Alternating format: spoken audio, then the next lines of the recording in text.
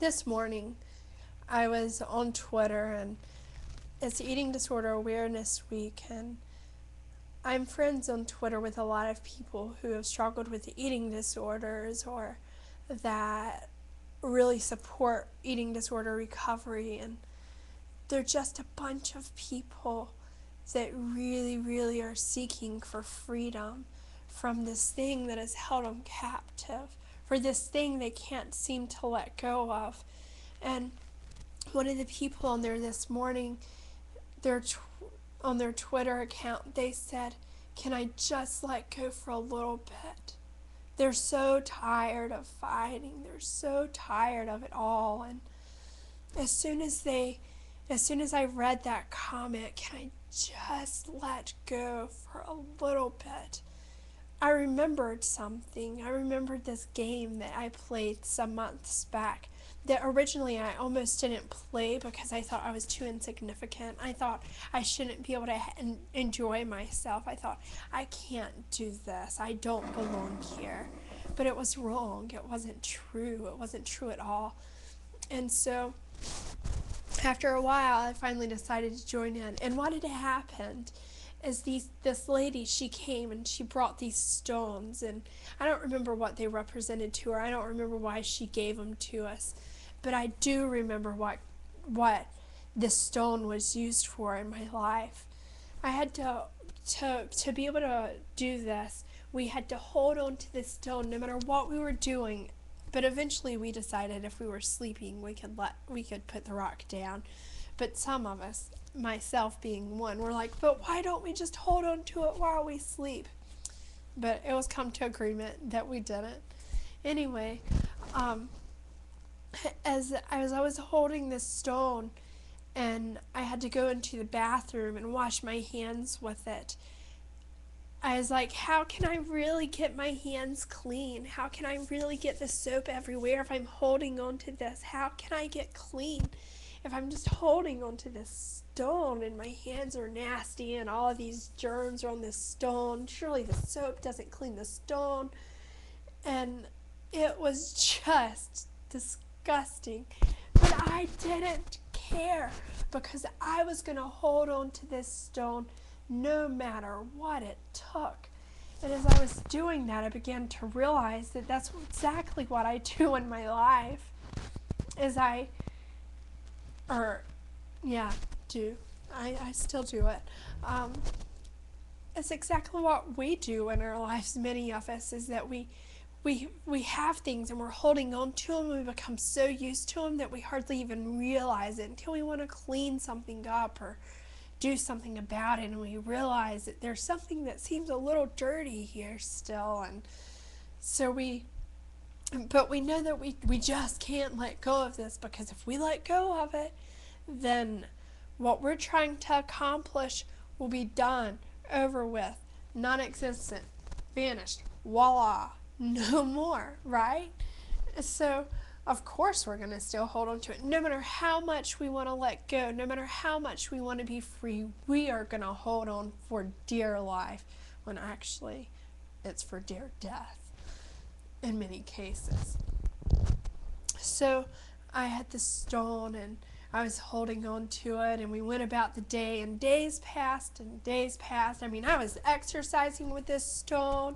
I was doing my weights with this stone. I was like, "Yeah, buddy," and people were like, "Maybe we should put it down to do weights, and maybe we should put it down to do this or that." And I'm like, "Oh, I'm holding on to my stone." And man, is that what I do in real life. Like, I hold on to it, buddy. I'm not putting it down for anything. I know it might help me a little bit if I put this thing down, but I gotta hold on to it because I have something to accomplish here. And if I let go of it, then that's the end of it. There's no more.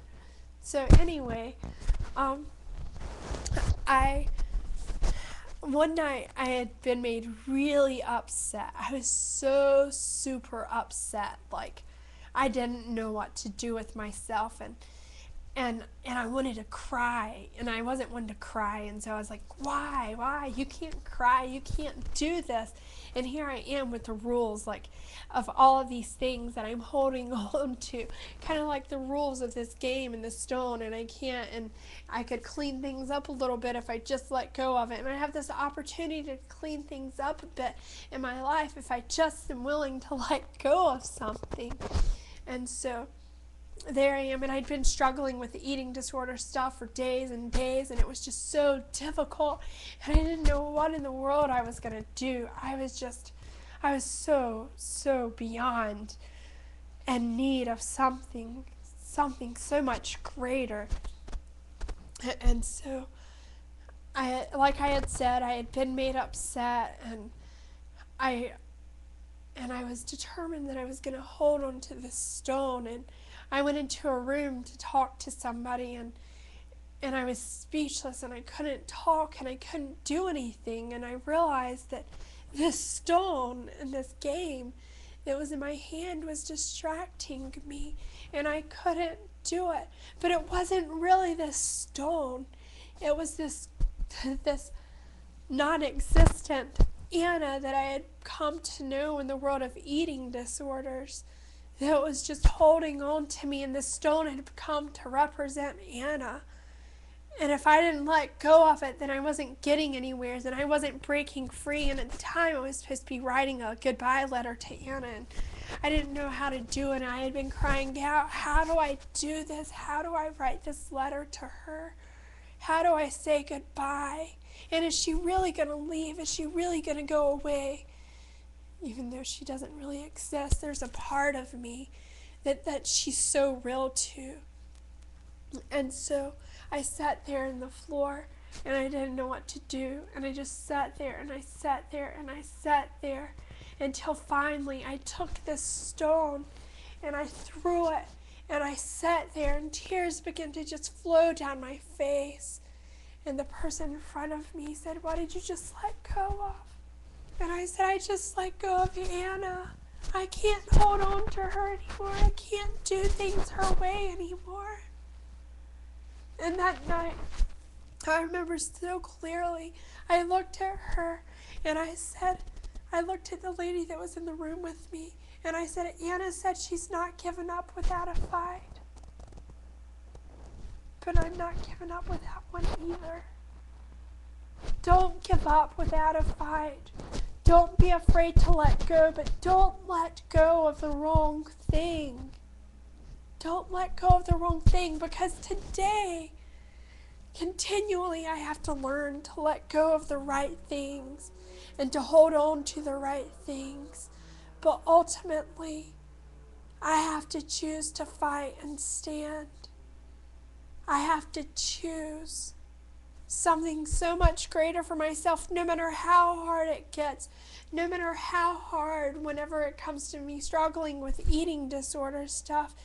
You know, whenever I eat Subways, I can eat a whole foot-long sub. I am that hungry. Like, I just can. But because of eating disorder stuff, I can only eat the 6 inches, and then 20 minutes later eat the other one, because I know that if I eat that whole foot long right then, it swells my stomach, it makes me feel bloated, I feel uncomfortable, and then I'm faced with a situation that I want to purge right now. But that's not really what I want. I'm just facing discomfort. I'm facing something familiar from before. And that's not how it has to be. And in those moments, I have to choose to stand up and fight and say, hey, I put you out of my life a long time ago, Anna, and you're not coming back. This battle is worth every bit.